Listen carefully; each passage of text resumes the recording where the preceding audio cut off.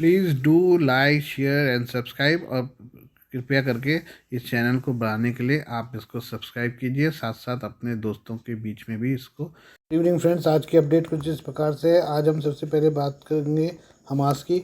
Hamas के राजनीतिक प्रमुख इस्माइल हानिया को बुधवार सुबह तड़के ईरान की राजधानी तेहरान में मार दिया गया था।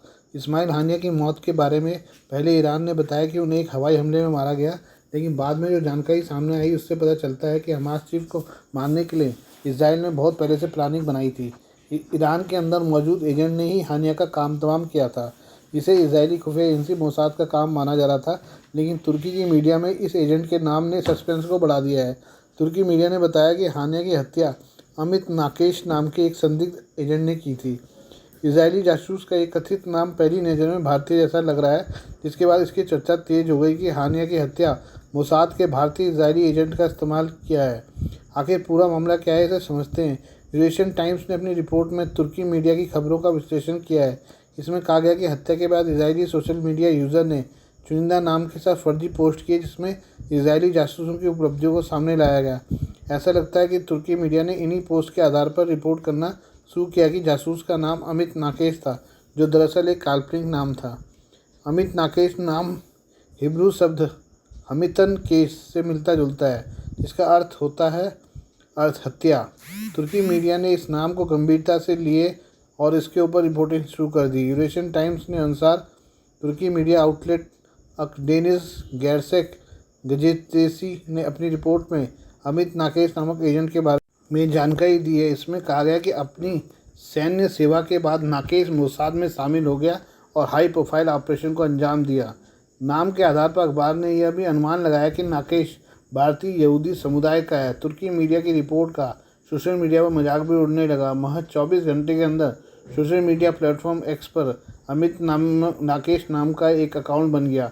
इस पर तुर्की की रिपोर्टों के स्क्रीनशॉट शेयर करते हुए मजाक में लिखा गया, हाय दोस्तों, मैं Mossad agent Amit Nakesh, pilot helicopter का दोस्त। ये ईरान के पूर्व राष्ट्रपति इब्राहिम रईसी और विदेश मंत्री हुसैन अमीर अब्दुल्लाहियान के हेलीकॉप्टर हादसे को लेकर किया गया तंज था। इन रिपोर्टों के चलते तुर्की की मीडिया की खूब मजाक उड़ाया जा रहा है। आइए हम बात करें चीन के जासूसी जहाज़ के बारे में। चीन के जासूसी जहाज़ ने भारत के इलाके की जासूसी की है।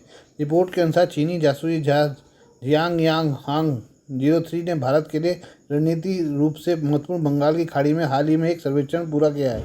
इस जासूसी जहाज़ ने बीती 13 जुलाई को अंडमान निकोबार द्वीप समूह के नीचे से हिंद महासागर में प्रवेश किया। एक महीने के भीतर इस इलाके में आने वाला ये दूसरा चीनी जहाज़ था। यह वही समय था जब भारत 2 परमाणु सक्षम बैलिस्टिक कम मिसाइलों का परीक्षण किए जाने की तैयारी कर रहा था।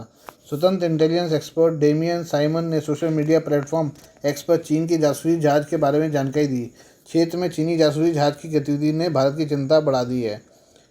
साइमन ने एक्स पर मैप शेयर कर इसके रूट के बारे में बताया। मैप के रूट के अनुसार जियांग यांग होंग 3 ने 13 जुलाई को अंडमान निकोबार द्वीप समूह के करीब से हिंद महासागर में प्रवेश किया। इसके बाद यह चीनी जहाज 16 जुलाई को श्रीलंका के नीचे पहुंचा। इसके बाद जासूसी जहाज़ का रुख बंगाल की खाड़ी की तरफ होता है और यह 26 जुलाई को बंगाल की खाड़ी में प्रवेश करता है।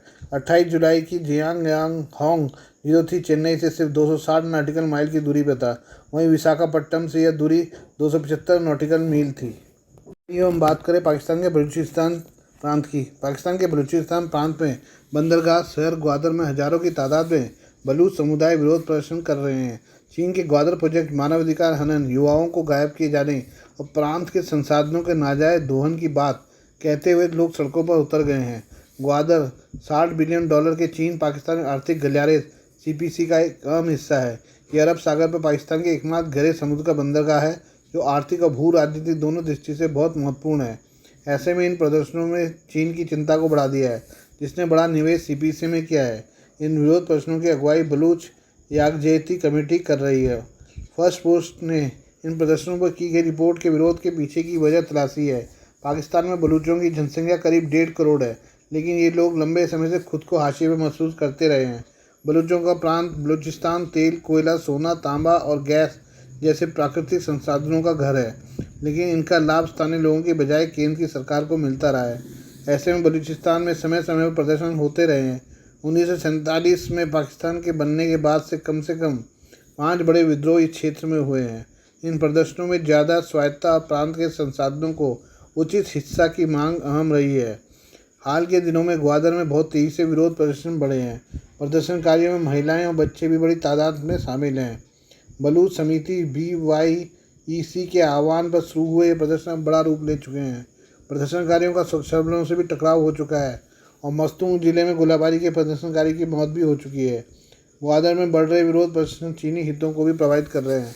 ग्वादर का रणनीतिक महत्व चीन की बेल्ट एंड रोड पहल की एक प्रमुख परियोजना CPC में इसकी भूमिका से साफ होता है, जिसका उद्देश्य क्षेत्रीय संपर्क और व्यापार को बढ़ाना है। 2016 में शुरू हुए ग्वादर बंदरगाह को पाकिस्तान और चीन के लिए गेम चेंजर कहा गया है। स्थानीय अर्थव्यवस्था को बदलने और द्विपक्षीय व्यापार को बढ़ावा देने में इसका रोल है। मौजूदा शांति और सुरक्षा ने चीन की चिंताओं को बढ़ा दिया है। विरोध प्रदर्शनों के बाद की सरकारी कार्रवाई ने क्षेत्र के सामने आने वाले मुद्दों को उजागर किया है, जिसमें प्रमुख परियोजनाओं में स्थानीय भागीदारी की कमी और केंद्र सरकार विदेशी निवेशकों द्वारा शोषण की बात शामिल है। इस असंतोष को क्षेत्र में हिंसा और सुरक्षा के लिए हालिया इतिहास से और भी बढ़ावा मिला है, जिसमें चीनी कर्मियों और परियोजनाओं पर हमले हुए हैं। पाकिस्तान की सरकार को उग्रवादियों और बलूच अलगाववादियों से चुनौती मिल रही है। पाक पर सरकार चीनी नागरिकों और निवेशकों की सुरक्षा सुनिश्चित करने के लिए बीजिंग का भी दबाव है। हाल ही में पाकिस्तान के गृह मंत्री मोहसिन नकवी ने लाहौर में चीन के महावाणिज्य दूत झाओ शिरेन को चीनी हितों की रक्षा के लिए उठाए जा रहे सुरक्षा उपायों के बारे में जानकारी भी दी है। ग्वादर में प्रदर्शनकारियों के बीच बोलते हुए BYEC नेता महरूम बलोच ने ऐलान किया है उनके लोगों को गिरफ्तार करके इस प्रदर्शन को खत्म करने का प्रयास हो रहा है, लेकिन हम बलूचों पर और अधिक अत्याचार बर्दाश्त नहीं करेंगे। दूसरी ओर बलूचिस्तान के मुख्यमंत्री सरफराज बुख्ती ने विरोध प्रदर्शनों की निंदा करते हुए कहा कि ये सब क्षेत्र के विकास और प्रगति को बाधित करने की साजिश का हिस्सा है। उन्होंने कहा कि नागरिकों को इकट्ठा करने का अधिकार है, लेकिन सार्वजनिक व्यवस्था को बाधित करने की इजाज़त नहीं दी जा सकती। आइए अब हम बात करते हैं भारतीय अंतरिक्ष अनुसंधान संगठन इसरो के बारे में। इसरो ने घोषणा की है कि ग्रुप कैप्टन शुभांशु शुक्ला को भारत अमेरिका के आगामी अंतरिक्ष मिशन के लिए चुना गया है। इस मिशन को अंतर्राष्ट्रीय अंतरिक्ष स्टेशन IASS के लिए एक्सियोम स्पेस इंक अमेरिका के साथ समझौते के तहत किया जाएगा। इसरो ने बताया कि मानव अंतरिक्ष उड़ान केंद्र ने मिशन के लिए 2 गगनयात्रियों की सिफारिश की है, group captain Shubhanshu Shukla prime और ग्रुप कैप्टन प्रशांत बालाकृष्णन नायर बैकअप। ये गगनयात्री अगस्त 2024 से मिशन के लिए प्रशिक्षण शुरू करेंगे। अतः बहुपक्षीय क्रू ऑपरेशन पैनल MCOP द्वारा अंतरिक्ष स्टेशन पर उड़ान भरने की मंजूरी दी जाएगी। ग्रुप कैप्टन शुभांशु शुक्ला भारतीय वायुसेना के एक वरिष्ठ अधिकारी हैं। शुभांशु शुक्ला का चयन भारत के मानव अंतरिक्ष मिशन के लिए एक महत्वपूर्ण कदम है, जिसमें वे अंतरिक्ष में जाने वाले पहले भारतीय वायुसेना अधिकारी बन गए हैं। उनके चयन से भारत की अंतरिक्ष यात्रा में एक नई उपलब्धि जुड़ गई है। ग्रुप कैप्टन शुभांशु शुक्ला का जन्म उत्तर प्रदेश के बलिया जिले में हुआ था। उन्होंने अपनी प्रारंभिक शिक्षा स्थानीय स्कूल से प्राप्त की, फिर आगे की पढ़ाई के लिए प्रतिष्ठित संस्थानों का चयन किया। शुभांशु शुक्ला ने अपनी प्रारंभिक शिक्षा सैन्य विद्यालय से प्राप्त की, जहाँ उन्होंने अपनी अकादमी और शारीरिक क्षमताओं को विकसित किया। इसके बाद उन्होंने भारतीय वायुसेना अकादमी एयरफोर्स अकेडमी से अपनी उड़ान प्रशिक्षण और अन्य वायुसेना संबंधी शिक्षा प्राप्त की। उनकी शिक्षा और प्रशिक्षण ने उन्हें वायुसेना में एक सफल करियर बनाने में महत्वपूर्ण भूमिका निभाई, अतः उन्हें गगनयात्री के रूप में अंतरिक्ष मिशन के लिए चयनित किया गया है।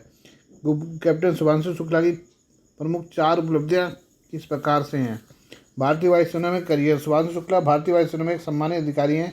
वे वायुसेना में विभिन्न महत्वपूर्ण पदों पर सेवा दे चुके हैं और अपने पेशेवर कौशल के प्रशंसा प्राप्त कर चुके हैं। गगनयात्री चयन। उन्हें भारतीय अंतरिक्ष अनुसंधान संगठन इसरो द्वारा अंतर्राष्ट्रीय अंतरिक्ष स्टेशन के एक्सियोम 4 मिशन के लिए प्राइम मिशन पायलट के रूप में चुना गया है। ये भारत के मानव अंतरिक्ष उड़ान कार्यक्रम के तहत एक महत्वपूर्ण उपलब्धि है। आज के लिए बस इतना ही। बाकी मिलते हैं कल आपको नई खबरों के साथ। धन्यवाद।